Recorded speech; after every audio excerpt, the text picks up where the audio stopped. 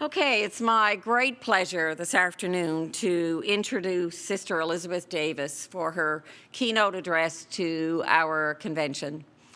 And when I knew I was retiring and this would be my last convention, my one request to the organizers, to Donna, and in particular, but to the board, I guess, and the committee was, I really want Sister Elizabeth to speak at my last convention, because she has spoken many, many times at our conventions, and we've had a really great relationship and have worked together on a lot of projects. We had, some disagreements years ago, but those were all healthy discussions that we always had, and we both wanted the same thing, and I always felt that with Sister Elizabeth, that she's just an absolutely awesome person, and her heart is always in the right place. And so I'm delighted that she can join us this afternoon to close off our convention and to provide some words to our delegates.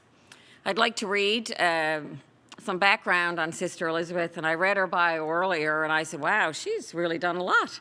And I knew she's done a lot. So she's presently congregational leader of the Sisters of Mercy of Newfoundland and Labrador since August of 2009. She was first a high school teacher in 4 schools in Newfoundland, and then administrator of St. Clair's Mercy Hospital in St. John's from 86 to 94, and president CEO of the Healthcare Corporation of St. John's from 1994 to 2000. She's been a member of the Medical Council of Canada, the National Board of Medical Examiners, USA, the Royal College of Physicians and Surgeons of Canada, the Catholic Health Association of Canada, Regis College, the Canadian Biblical Association, the Trudeau Foundation, and Dalhousie University's Management Program for Physicians.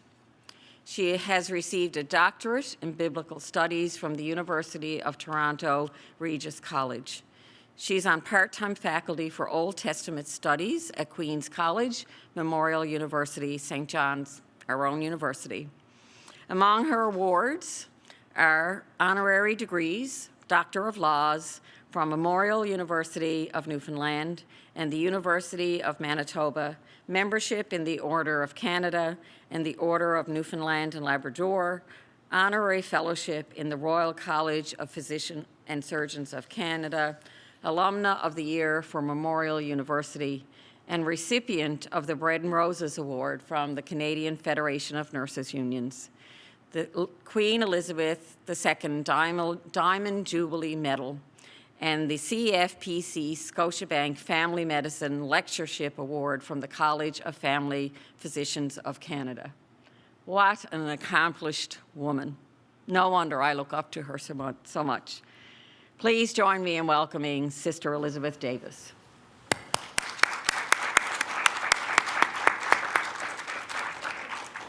Thank you, Debbie, for that more than gracious introduction. I have to say that I feel very humbled and very privileged to be here with you today. That would be true last year or the year before or way back to my first years in healthcare. You have been an incredible partner helping shape the health system of this province. But I'm particularly privileged today because I too, like you, am wishing Debbie every blessing for her retirement. As I said last night, she is a woman who I consider a colleague and a mentor and a friend. So Debbie, I thank you for this privilege you have given me, but even more, I thank you for the gift you have been in my life since I came into healthcare and for shaping how I think about healthcare. When the group asked me to speak to you today, I wondered what I could say to you that would make a difference to you personally. So what I have tried to do is really answer 3 simple questions. The first, the next slide, please. The first, before I do that, I just want to read from John O'Donoghue, who's an Irish writer, and he said this about nurses. In this fragile frontier place, your kindness becomes a light that consoles the brokenhearted, awakens within desperate storms that oasis of serenity that calls the spirit to rise from beneath the weight of pain, to create a new space in the person's mind where they gain distance from their suffering and begin to see the invitation to integrate and transform it. Every nurse listening to me right now, please hear that. You are creating a new space in a person's mind when they gain distance from their suffering and begin to see the invitation to integrate and transform it. This is way beyond what we often speak about as your role, but it is very definitely the gift that you have for our community. So why did I say yes to Debbie? The next slide. I believe that nurses have a special place in the health system by virtue of your numbers. You're the single largest group in the health system. And so I believe that you have that role. You have a role as in your learned experience helping reshape the system. And that's the role I would have played with Debbie. You also find the energy to go on in stressful times. And if there was ever a time that we could call stressful times, it would be today. But ultimately, you are leaders in healthcare. You are leaders in helping shape the kind of system that we need as people of this province and this country. That is true for you as an individual, and it's true for you as an organization. So what I want to do, my next slide, is really talk about three simple things with you today, I suppose simple overstating. The first is we're living in a changing world. And I want to spend just a couple of minutes to speak about some of those dimensions that have relevance for you in your profession. Secondly, I want to talk for a few minutes about how your ultimate goal, your ultimate vision, your ultimate role is to make this world healthier. And finally, I want to talk about you individually, each one of you, as a transforming presence in our world. The next slide. So what is there good about our world today? Well, I'll just name four things. For the first time in history, we see 6 generations living at the same time. Just imagine, and it's only part of the world that knows this. If you live in Africa or Latin America, that would not be true. But here in Canada, it's true. 6 generations living at the same time. Now, there's a bit of a sadness about that. The good news is more and more and more people over the age of 65. But sadly, for places like ours, fewer and fewer people under the age of 15. But nonetheless, we have that wonder of those 6 generations, all formed differently. That older generation is remarkably young. I'm part of that older generation. So we are no longer seen as people crippling our way to the grave. We're seen as dynamic people who have our own thinking, our own ideas, our own ways of responding, of communicating, of acting. Debbie and I told Debbie I didn't appreciate her lying to me, to telling me that her mother was 91. There's absolutely no way the woman on the video speaking last night is 91 years old, not possible. But she, like my 97-year-old aunt, is on Facebook every day. My 97-year-old aunt tells me who's pregnant in our family, who's getting married, who's gotten a new job. I'm not on Facebook. She is. A different world. Another reality of our world is the number of parents, single parents, almost all women, although not all, and yet sadly they live in many times they live in very poor neighborhoods. And the good news is that we are finally, as a society, recognizing same-sex parent families. And I'm very proud of the leadership role Canada has taken in on the world stage in that regard. Now, there's some not so good things about our world too, though, which is why we will always need people helping us be healthier. Next slide. One back, thank you. The lower left-hand side, you see a woman, an older woman, beaten. There is so much abuse in Canada, not committed by foreign soldiers, but committed by people we thought we could love and trust. Who are the most abused? Older people, spouses, and young children. And that abuse does not seem to be lessening at all.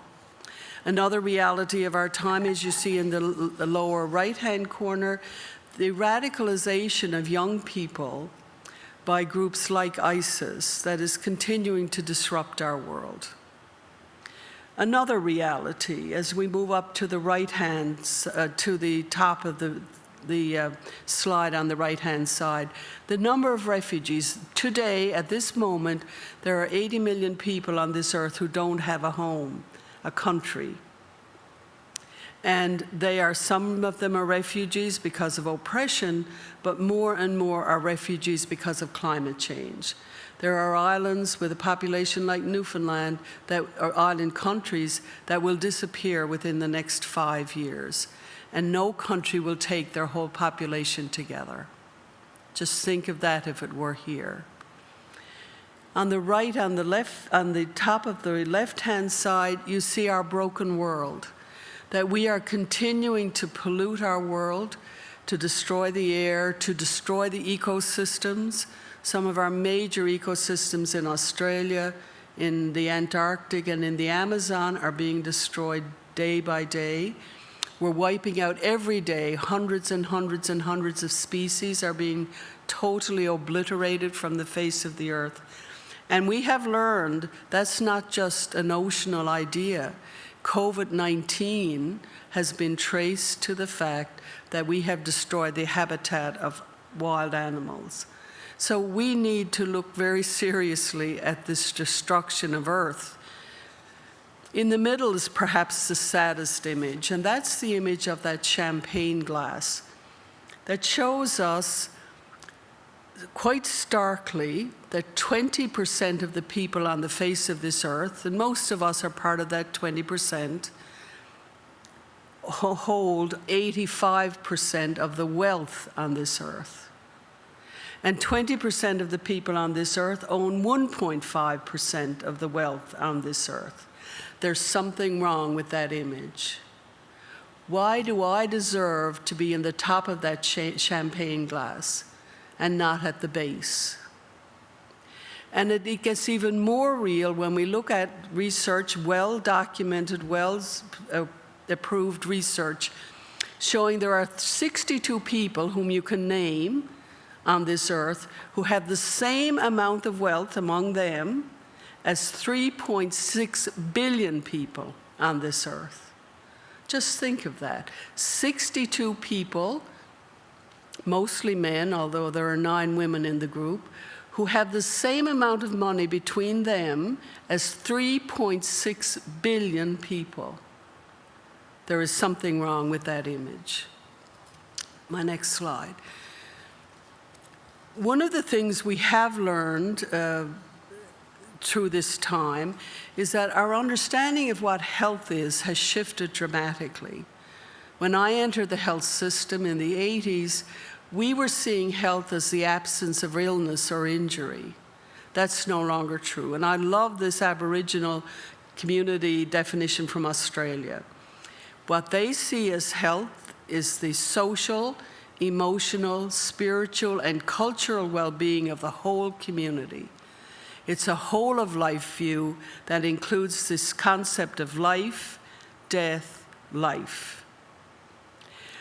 You know, I've just said yes to being a co-chair for the Health Accord Newfoundland, and Labrador, looking at how we can transform health in this province over the next 10 years.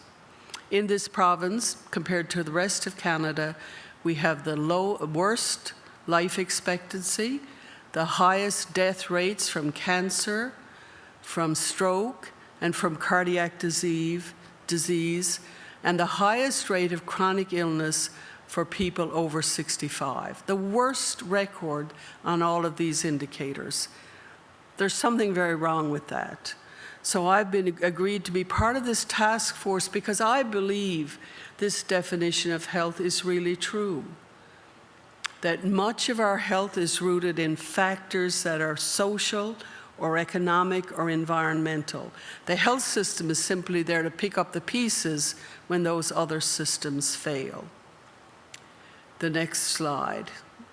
And speaking of systems failing, COVID-19 has not only brought pandemic and panic to our earth, every single country on this earth, but it also has, by its very existence, highlighted other terrible inequities among us. So who will suffer most from COVID-19 in Canada? 80%, over 80% of the deaths from COVID in Canada are from older people in long-term care homes. Black people have higher incidence of death or extreme morbidity from COVID-19. Those two sentences are reminding us that even though the whole earth is exposed to COVID-19, it's variable in how it affects different people. We have sisters in Peru, and in one community, a large community, they built a hospital just to respond to COVID. They had 3 ventilators, but they didn't have the attachments for them or an oxygen source. So as you can imagine, our sisters said to us here in Newfoundland, do something about this, and we have. Another part of Peru, another community of our sisters with Venezuelan refugees who have fled to Peru out of oppression in Venezuela. Government pays nothing to support them. They have no money. So our sisters there have helped set up comedors, kitchens where they can get food. COVID-19, as universal and global as it is still inequitable in who suffers most from it. Another fact of our time, which is good news, is the explosion, next slide, of digital technology. And we in this province, interestingly, have a really good inroad in this work. We have, well beyond our size and our numbers and our location, we have become engaged in this world, but we haven't used it yet optimally within the healthcare system or to really influence health in our community. But that gift is there for us to use. There's one more thing about our world today that I want to speak about, which is relatively new, I think, in my own awareness, and that's around radical inclusion. And I saw this sign once, took a picture of it, mercilessly have used it ever since. All sizes, all colors, all ages, all cultures, all sexes, all beliefs, all religions, all types, all people safe here. If only that could be written on the door of every hospital and every school and every parish hall and every boat that comes into Newfoundland or every plane that comes into Labrador. If we could have that there and believe it to be true, how much healthier we would be as a people. All safe here. One of the ways of doing that, the next slide, is how we look at boundaries. I had tended to look at boundaries as a way to keep out what I don't like, as ways to protect me. I've begun to learn boundaries are the most exciting places you can be. My relationship with your organization is one of those boundaries. If I had not dared to cross that, to walk to that boundary in 1994, I would not be the person I am today. And I really believe, because we did walk on that boundary together, that the healthcare system is better today than it was in 1994. Not good enough yet.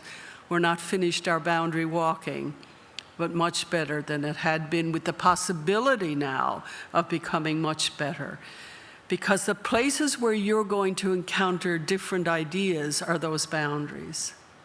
The places where you're going to make new relationships are those boundaries. The places where you have the possibility to grow are on those boundaries. So as long as I stay safe in my privileged place, I'm not going to grow. I'm not going to make any difference. Now, it's no fun for shy people like me to walk on those boundaries. I went to Israel on a dig, totally Jewish, almost everybody there from Israel. I didn't speak Hebrew, read it but not speak it. That was daring for a little girl from Fox Harbor. But I did it, and it changed my world in terms of biblical scholarship. My going into healthcare, when I knew nothing about healthcare. I'd been in a hospital when I was 5 for 5 days. That was my healthcare experience. It changed me, and I think my being in that role changed others. So if you don't go to these boundaries, if I don't meet you in those boundaries, we're not changing the world together. The next slide, please. And here is your commitment to do that. I love your vision statement. I love the fact that you remain true to what you are called to be as a union, but you do it on the boundaries. You do not stay in your safe place.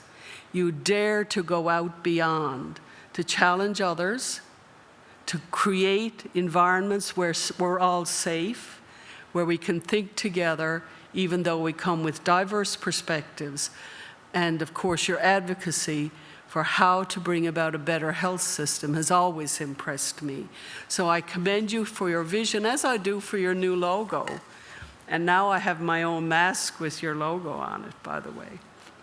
Next slide. I love that your logo uses, the colors are vibrant, but the words are more vibrant for me. You protect, you champion, you negotiate, you advocate.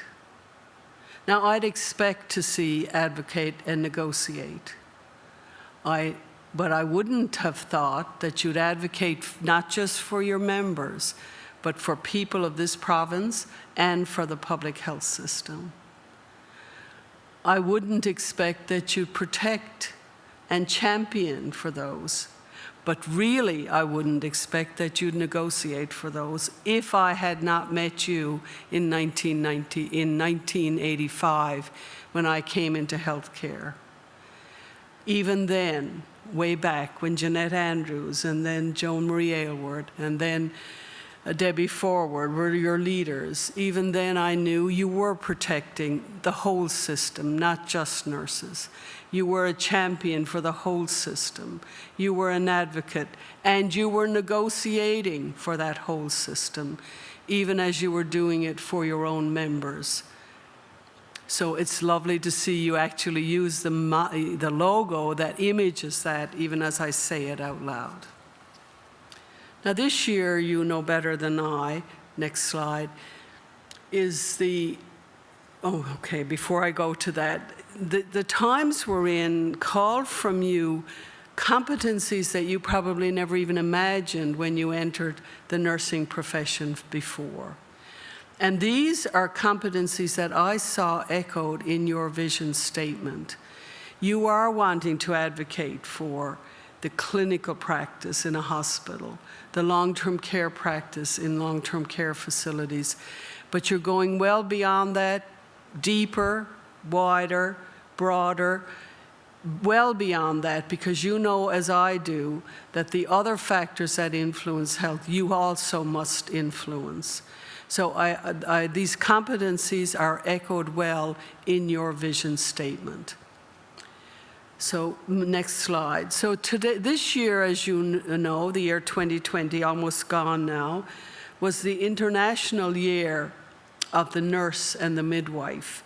Sadly, it pretty much got lost, I'm afraid, in the COVID situation. But I like what the language is shown to say about that. I'll just read what the theme of it was. Nurses and midwives play a vital role in providing health services. These are the people who devote their lives for caring for mothers and children, giving life-saving immunizations and health advice, looking after older people, and generally meeting everyday essential health needs. They are often the first and only point of care in their communities.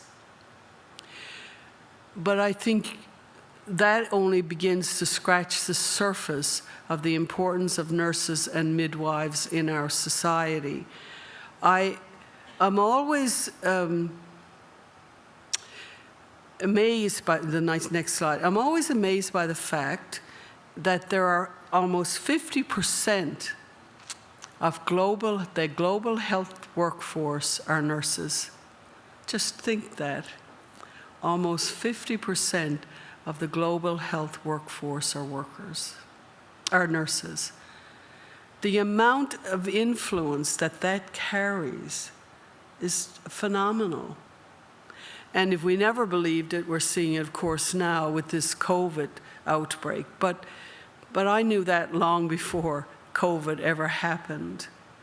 And I always, when I spoke to classes of nursing students graduating, I always challenged them to make sure they saw themselves as nurses and as leaders, not confine nursing away, take nursing away from leadership. To be a nurse is to be a leader. To be a nurse is to be a leader. And what I like about the World Health Organization's choosing of this year as the International Year of the Nurses and Midwives is reminding us that this is a global reality, no longer just a provincial or even national reality, but a global reality. So now I want to come to you individually. So take everything else I'm going to say here now as personal to you. Every nurse listening to me. Next slide. I have always believed since I was a very little girl that every single thing we do matters.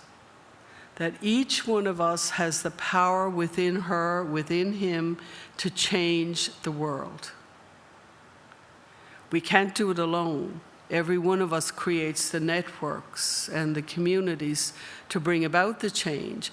But if each one of us doesn't believe that that is true, we are not going to bring about the change.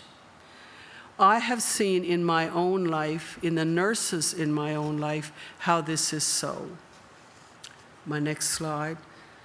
I was privileged to grow up with nurses in our family. My sister is a nurse, Mary Ellen. My aunts, and my Aunt Kitty and my Aunt Rose were amazing women. My cousins, many of my cousins are nurses. Many of our Sisters of Mercy were nurses, or are nurses. They've been at St. Clair's and St. Patrick's Mercy Home particularly.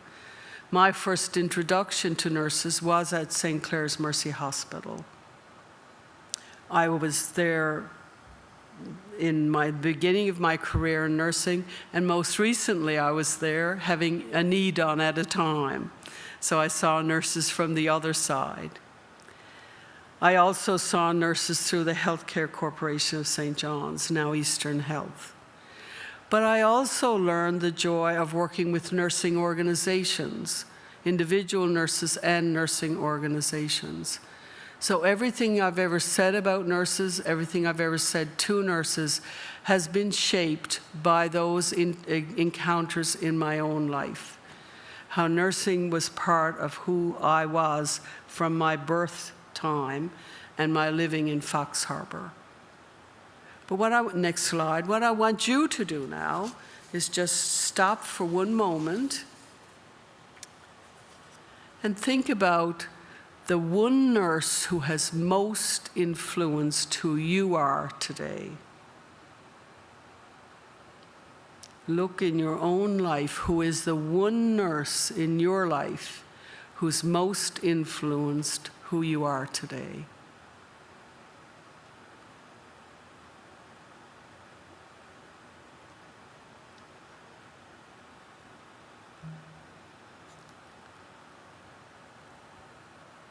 find a way to let that nurse know.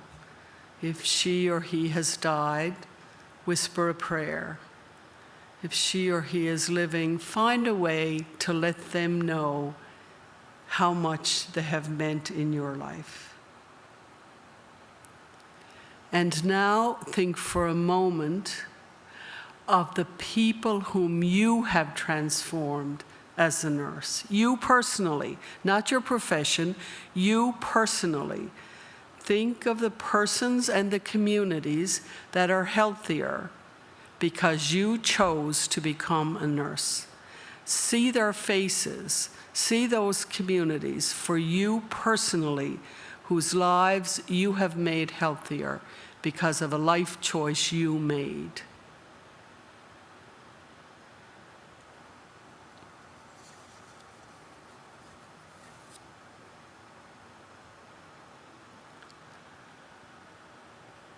So thank you. Thank you for making the life choice you have chosen to be a nurse.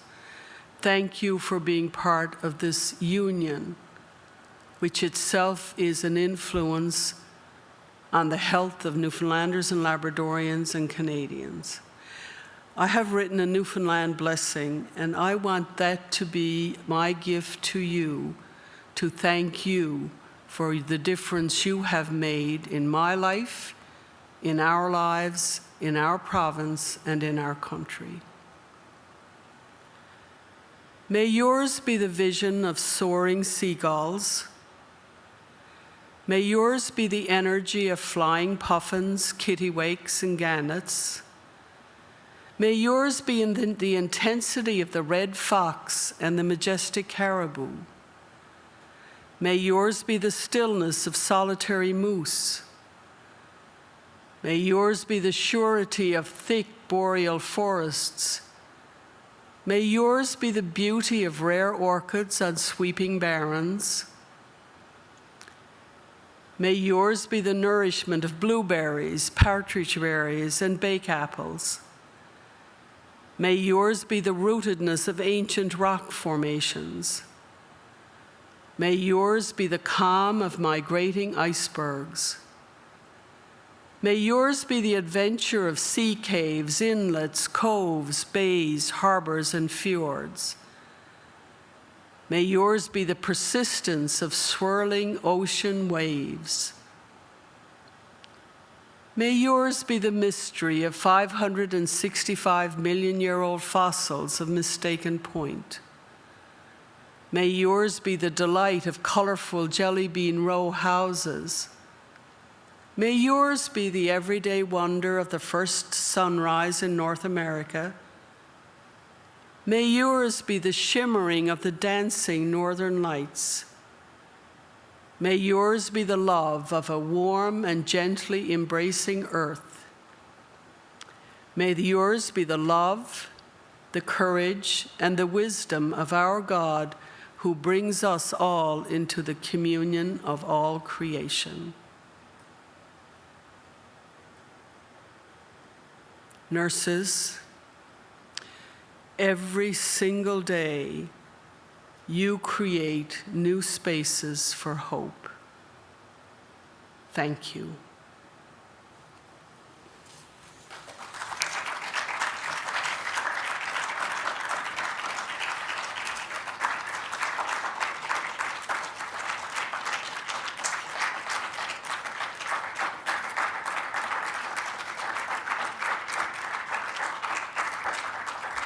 Thank you very much.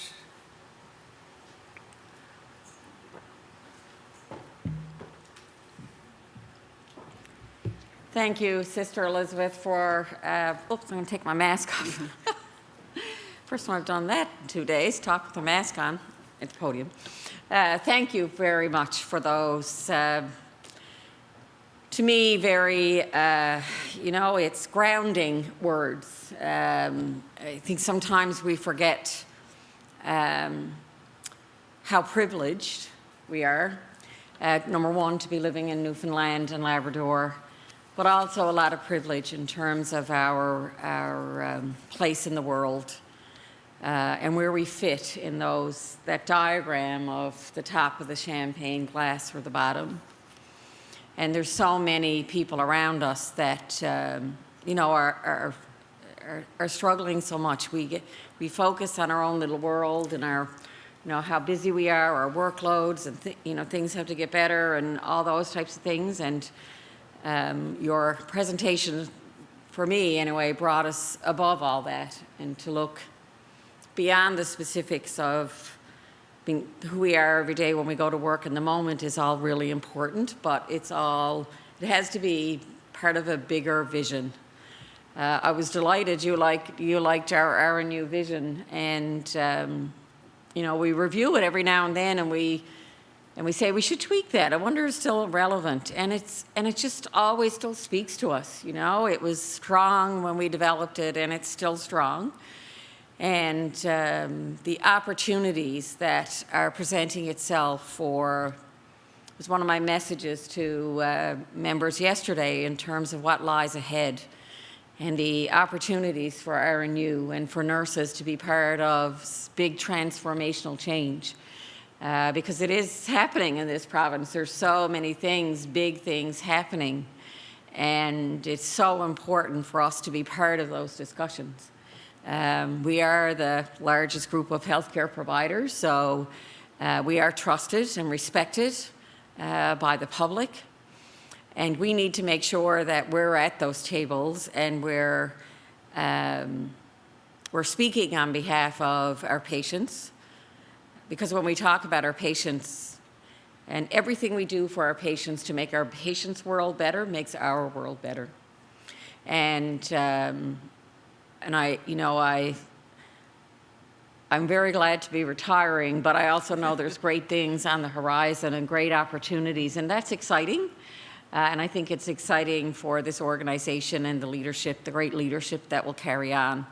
And I'll be one of those senior people who is at home and still wants to be, part of it all. And just because I'm getting older doesn't mean I'm still not a person and still don't have my mind and want to be participatory. And my mother really is 91. And I hope, my vision is I'm going to live till 102. But my mother might live till she's 102, and I hope she does, if she's as healthy as she is today. Great food for thought. You always challenge us to think bigger than ourselves, and I think that's the one thing that I really appreciated about your presentation again is, think bigger than ourselves. We have so much to offer as an organization, and I know that we will be there to support you, and Yvette will be sitting on the task force, and she'll be a strong voice for registered nurses and nurse practitioners, and we'll have so many other opportunities to have input into the process. And we want to see a better world. We want to see a better healthcare system. We want our patients to have the best possible system that we can provide for them, our communities, the people of our province, and we're ready, willing, and able to be part of those discussions. So thank you very much for being here with us today. It was everything I hoped for and more. It's a great way for me to retire. Thank you very, very much.